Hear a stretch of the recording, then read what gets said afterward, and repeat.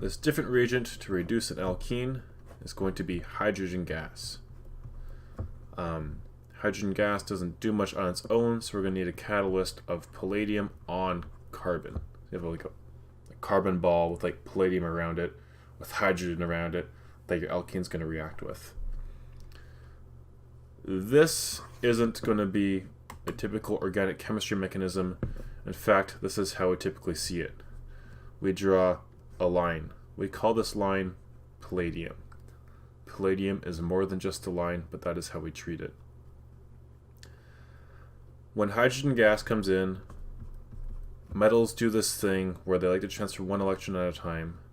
So this is my attempt at a one-headed arrow. That's my second attempt at a one-headed arrow. The two electrons in this bond right here are going to do the exact same thing. One-headed arrow, one-headed arrow. This shows a one-headed arrow shows the movement of one electron the same way a two-headed arrow shows the movement of two electrons.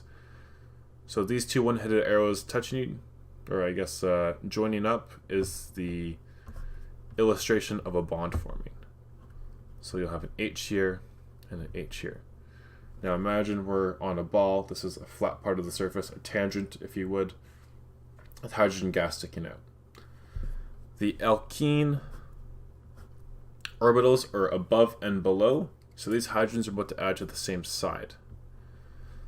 A pi bond also has two electrons on it, just like all bonds do. These bonds also have two electrons. One electron is going to go back to palladium, restoring the palladium because it's a catalyst. The other one is going to join with an electron from the ethene pi bond. I hope it doesn't make you guys draw this. So this shows the creation of a bond. This shows the break-in of a bond. So you'll end up with a hydrogen there and there, as well as a restored palladium. So you just reduced a non-polar pi bond. This also works with alkynes. You can take it all the way down, I'm just going to call it H2, to an alkane. But you could also stop, if there's more carbons on it, you can stop at a a trans, or a cis alkene. Mechanisms are also radical based. For a trans, this is going to require the sodium metal and NH3 gas. For cis, you're going to use H2 gas, but it's going to be a poison catalyst.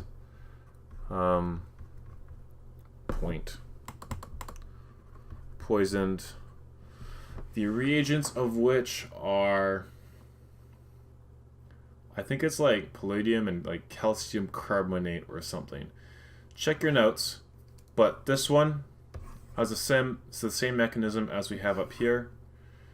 This one here has a radical mechanism in which you transfer one electron at a time to slowly reduce your alkyne to a trans alkene. The trans driving force being the repulsion of the radical. I guess we'll do that one. Let's do that mechanism. I will try to make it up off the top of my head. We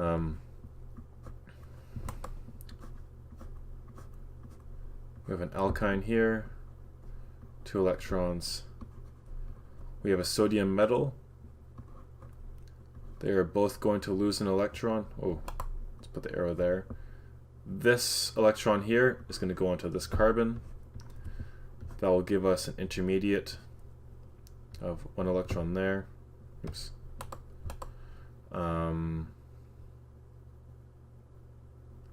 This just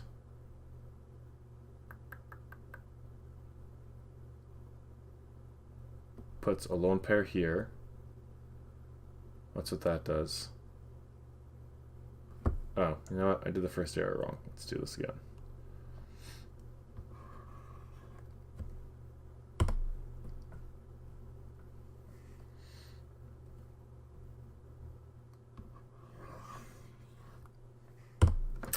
I lied. It's not off the top of my head. I thought about it for a second.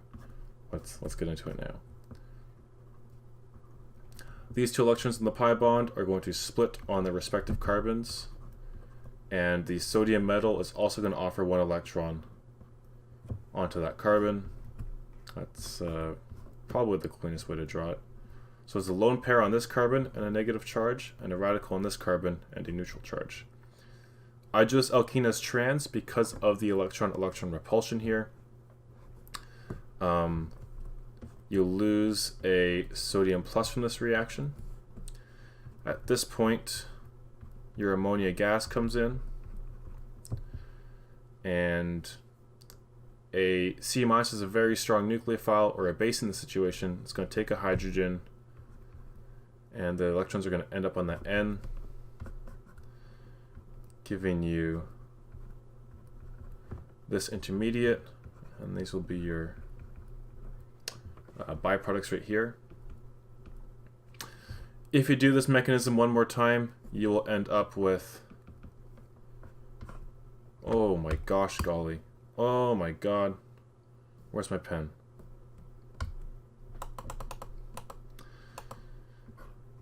I'm going to just write the reagent as again.